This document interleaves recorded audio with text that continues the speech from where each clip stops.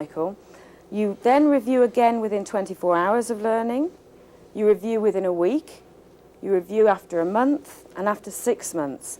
And the staggering thing that happens to your recollections is that without a review cycle, in 24 hours, you will only remember 30% of what you've done today. With a review cycle, after 6 months, you can be as high as 80% recall. That is a tremendous difference. So it's well worth getting into this habit of a short review on a regular basis to keep you up to speed on what you're learning. And as I said, reviewing with a map is definitely a very easy way of doing it. Now, the other thing that makes your memories much more memorable, much more easy to recall, is using the multisensory learning that we talked about. If you can make your memories both visual and physical memories and also auditory, so that when you're recalling something, you have all these different inputs there, that will make them stronger. If you link them to things like humour, humour is very, very memorable. So make your memories funny, make them interact with each other, put movement into your memories. That will all help recall. One of my favourite ways of learning anything is to come up with an acronym. Here you see an acronym for the word negotiate, and we're going to be teaching you a way of learning the key points of negotiating skills. We use acronyms all the time. When you're at school, you probably learned the Great Lakes, Holmes, Huron, Ontario, Michigan, Erie, Superior. The government just loves acronyms. You know, you've got NASA, and you've got the FBI, and the CIA, and HUD, and you can remember the names of those agencies.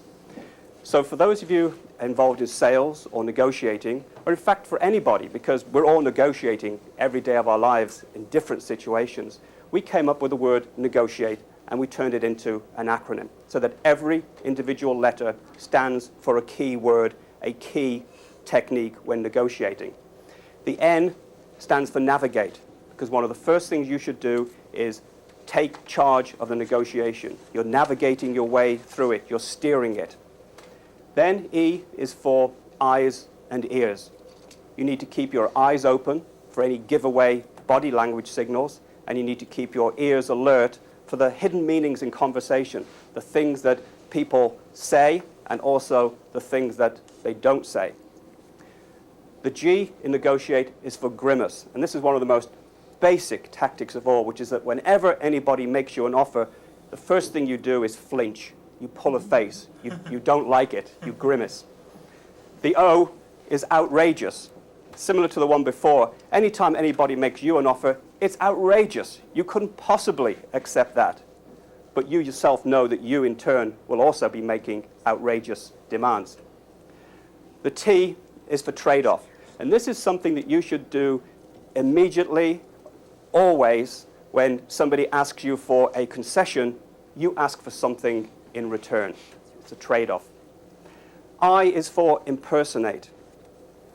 In any negotiating situation, you're going to be pretending that you're either a reluctant buyer, maybe, or you're a reluctant seller, or you're raising issues that aren't really of any great concern to you. It's a decoy, it's a red herring, but you're raising those to get them settled before you move on to the main issue. Or you might be pretending to be dumb, when in fact you know that you're really smart. So that's I for impersonate.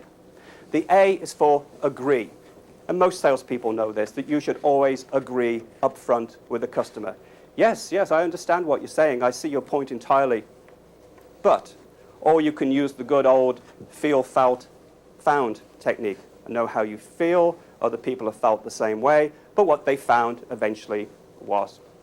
The T in negotiate is for teasing. This is really nibbling and getting extra concessions. You've already agreed that you're getting a $50,000 a year salary. You've agreed the health benefits package. You've agreed how many weeks vacation you're going to have. You've shaken hands, and just as you're turning away to walk out the door, you turn back and you say, oh yes, and that does include membership in the country club, doesn't it? So you're just teasing for an extra concession, probably at the last minute. And the last one in negotiate is E for easy acceptance. Because after you've got everything that you want in the negotiation, you want it to be a win-win. You want the other person to be happy. So you want to make it easy for them to accept the deal. So you can make them a promise such as, well, the next time I'm in town, I will come to you first, and I make sure that you get our most favored rates. So the way I learned the key skills for negotiating was to actually put them into this kind of acronym. And these are the key points that my good friend Roger Dawson came up with in his negotiating programs. Malcolm is very gifted with the linguistic talent, and obviously for him to create an acronym is something that's natural and easy.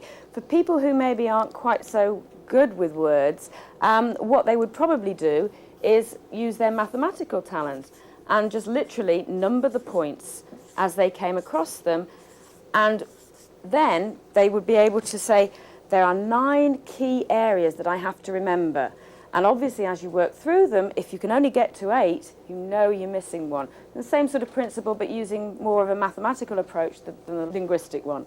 Another way of actually committing what you're learning to memory and helping you revise things is to create flashcards. And again, we've used the Negotiate acronym. And basically, if you're stuck in a traffic jam and you've got them with you, you can pick them up. And what does the N stand for? And on the back, we've got the key points. Steer the negotiation in the right direction, lay down the initial criteria. And you can go through them so that you can gradually learn and test yourself on the different stages. So there's another technique that's very, very useful. Basically, to round up this section on memory, one of the key things is to understand that when we're asleep and our eyes are offline, the brain carries on working and sifts through the information that we've been taking in all day long. So actually sleeping on it is a very important memory technique. And we've all experienced, you go to bed and you're trying to remember something and you really can't amongst everything else that's gone on. And next morning you wake up and you think, there it is, it just popped out. The brain has been working while you're asleep, filing all the bits of information in the right categories. And, with some of these memory techniques that we've introduced here and reminded you of, you certainly will find that overnight your memories will get put in the right places so that you can recall them when you need them. Now let me add one excellent memory technique to the ones you've already seen, and it rejoices in the title of memory flashing. Essentially what you do is that you take your notes, your memory map if that's what you've done, you study it, and then you put it on one side, and you recreate that memory map or those notes from memory. Now, of course, when you then compare the original with the new set of notes, there's probably going to initially to be a difference. But if you do that process second time, third time even, until the new notes and the original are identical, then you really will have learnt that information cold. Now, I've taught that memory flashing technique to students, and many of them have told me that they get into an examination room and they absolutely can bring the whole information up visually into their memory. It's like copying it down from a blackboard. It's a very good learning strategy. I think of all the memory strategies that you've seen, the two with the biggest payoffs are memory flashing that I just showed you and the review cycle. And that review cycle is absolutely critical because research shows that the typical person normally forgets 70% of what they've learnt within 24 hours, and yet by using that quick review cycle, you can achieve an 80% recall after 6 months. Now that's a huge difference. Okay, you now understand the subject thoroughly and you remember it.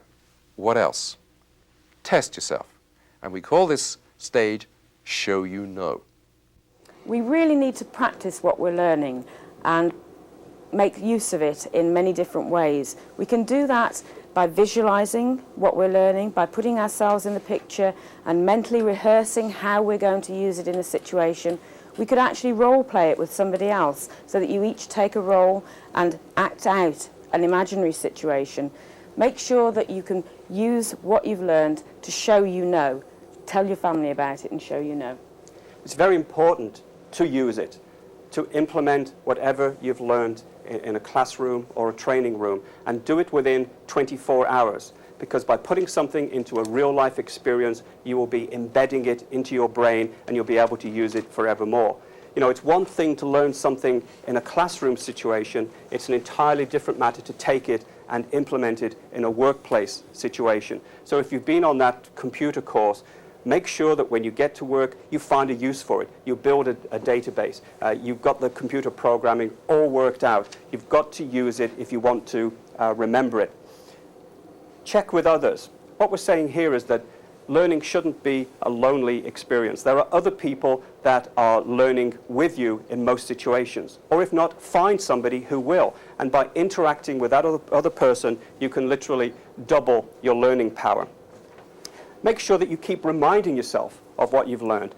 Make flashcards, make posters, make learning maps, have little post-it stickers, put them on the notice board, stick them on the refrigerator, put them in places where in the course of a day you will almost accidentally come upon those reminders of what you've learned, and those constant reminders will again help embed that information into your long-term memory. Work with your family.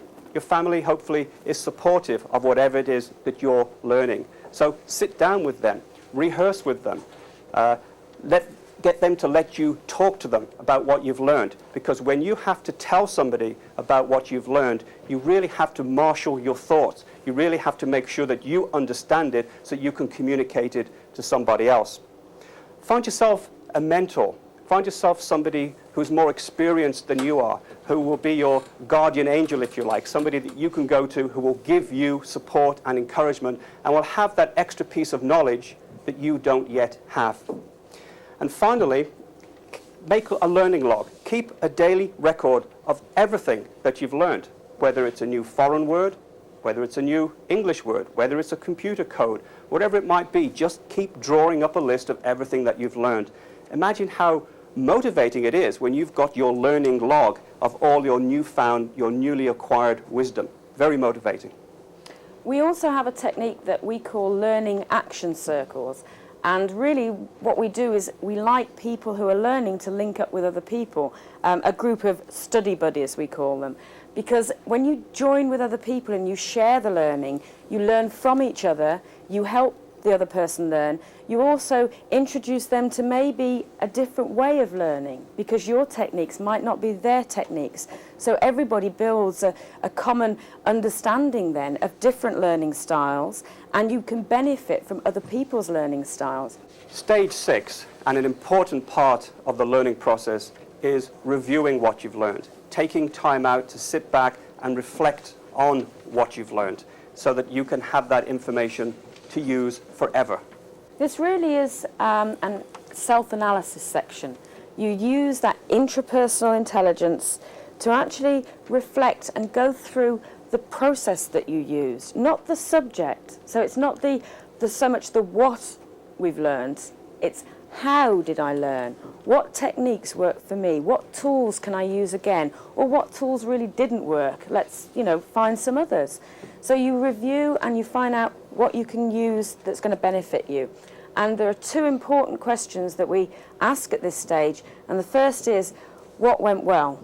And the second is, what could have gone better? So to help us with this whole review process, what we've done is to put together what we call a personal progress plan. And this is something where you can sit down and ask yourself these key questions and make notes at your leisure. The most important things I learned are, you should prioritize the important things from any learning session. Secondly, as a result, I will do this or use these following ideas. So you haven't just learned something, you know how it's going to impact upon you in the real life situation. The third one is, I can expect this initial difficulty, but I will overcome it by this action. This is actually addressing the fact that you realise that, it's not going to be plain sailing all the way through, and that there may be little stops and stumbles along the way, but you're prepared for them. The next one is, I will check on my progress. I will know when I've succeeded. So we go back to earlier today when we spoke about rewarding yourself. You don't have people around you like teachers and parents who reward children when they learn and achieve. You have got to install some sort of reward program and pat yourself on the back when you achieve it. And that's actually the next key point, to identify how you are going to reward your success. Is it a pat on the back? Are you going to give yourself a gold star? Are you going to take yourself out for dinner to that French restaurant? You catch yourself doing it right. You also need to identify, I need to learn more about this. Yes, you've learned a lot and you've making major leaps forward, but there's bound to be more information on any subject that's your next learning point. And lastly, I will ask this person or these people to help. You find that mentor who can give you that helping hand, that person who can be your support and encouragement. Jane? There are 3 keys to success, not just in learning, but success in life. The first is to start with the end in mind. Have a clear, strong vision of what you want to achieve, of where you want to be, because if you keep your eyes focused on that, you will find the route through it. The second one is to actually take responsibility for yourself. You cannot choose what happens to you, but you really can choose the way you react to it. So make sure that your reactions build for you the success that you want. And the third one is to learn from mistakes. We've said that. Don't ever be afraid of making mistakes, because the only person who doesn't make mistakes is the person who literally never does anything. But it is important for us to all to acknowledge that we have something in common with the wealthiest and the most successful people in the world. 60 seconds in a minute, 60 minutes in an hour, 24 hours in a day, 7 days in a week. It's what we do with that time that's so important, how we maximize that time. And accelerated learning principles will help you make the most of that time. We tell you things like you need to prioritize and know what's important rather than what's urgent. That may sound like a silly thing to say, but there are times when you could be working on a very important business project. The telephone is ringing, so it seems urgent. You answer the telephone, and who's there but somebody you don't want to talk to? Somebody trying to sell you something, somebody trying to collect a bill, or whatever. They're people you don't want to talk to. A waste of time. You need to prioritize and know how you're going to spend your time valuably. 2 other things I like to use called downtime and double time. Downtime really are those moments in the day that, again, we all have. The 15 minutes when we're waiting to catch a bus, the 15 minutes we're waiting to catch a train, or we're in the doctor's office or the dentist's office, and we're sitting there and we're idly flipping through magazines, or we're daydreaming. We could be spending that time instead very profitably. We've talked already, given you some examples about a foreign language. Imagine if you were carrying around with you flashcards with French words or Spanish words written on them. You can refer to them in that downtime. You would learn them, and you'd become quite effective in a foreign language over the course of a year, just spending 15 minutes of downtime a day. What I mean by double time is to really do 2 things at the same time. I'll give you a personal example. I started running about 3K 3 times a week. I found it quite boring, just plodding along there all by myself, until I got a Walkman. I invested in a Walkman. I invested in audio tapes from people such as Brian Tracy, Dennis Waitley, Roger Dawson. And so while I'm out there running, I'm not just being entertained, I'm gathering information. I'm improving my mind at the same time as I'm improving my body. Very important for us to make the most use of our time. And continuing on that theme, we'd really like to encourage you to push your personal comfort zone. Really try something new. You'll have discovered today your personal learning preferences, and you may be the kind of person who likes to sit down and quietly think through a problem and not be bothered by other people. But you might be amazed at the benefits you will accrue from sitting down with a group and trying to have an interpersonal learning experience. Some people don't like the thought of goal setting or visualizing success. I would encourage those people, the ones that are most reluctant to try something, to give it a try and to push your personal comfort level. We are living in a world of incredible accelerated change. The amount of information that we're asked to absorb on a daily basis is absolutely phenomenal, even compared to just a few years ago. And that's where accelerated learning is so important. Accelerated learning can help you learn anything easier, faster, better, more efficiently than ever before, if you will put it to use. We've given you some techniques today, we've given you some tactics, we've really shared some of the initial concepts of accelerated learning. But it's not going to do anybody any good at all unless you're willing to put it into practice.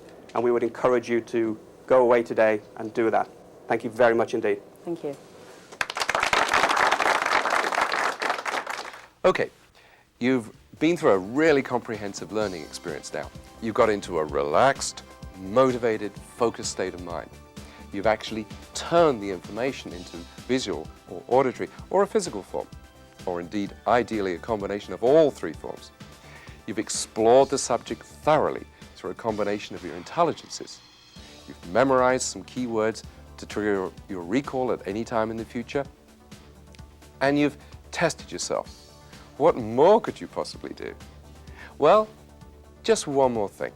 Take just a moment to think through not what you learned, but how you learned it.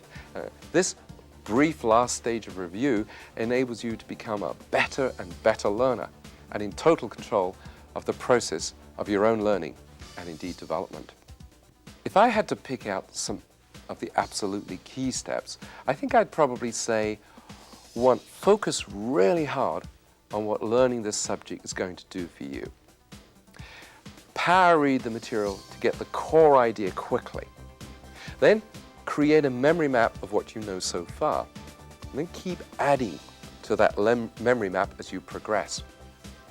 Stop and summarize the key points in your own words. Then teach what you've learned to somebody else. Memory flash the learning maps until you know it absolutely cold.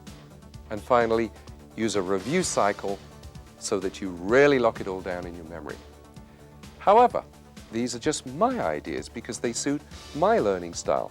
The most important question is, what will you do to accelerate your learning?